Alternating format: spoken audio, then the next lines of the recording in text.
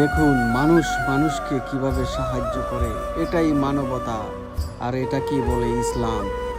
এই দুনিয়াতে কেউ কারোর জন্য কাঁদে না। দেখুন এই লোকগুলা কিভাবে সাহায্য করতেছেন মানুষকে। দেখুন অসহায় পথচারী রিক্সার ড্রাইভারদেরকে, এই ঠাডাফিরা রোদ, কি গরম বর্তমান বাংলাদেশে, এই গরমের ভিতরে মানুষকে এক বোতল পানি, একটা করে খাবার স্যালাইন দিতেছেন, সাহায্য করতেছেন নিঃস্বার্থে।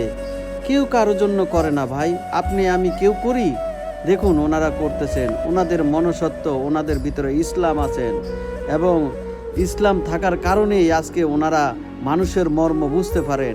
আমরা তো আসলে কেউ কারোর জন্য কিছু করতে পারি না। দেখুন তারা নিঃস্বার্থে অসহায় রিক্সার ড্রাইভারদেরকে দেখুন কিভাবে এক বোতল করে পানি, একটা করে খাওয়ার স্যালাইন দিতেছেন। এটাকেই বলে মানবতা, মনুষ্যত্ব। আমার অন্তর থেকে তাদের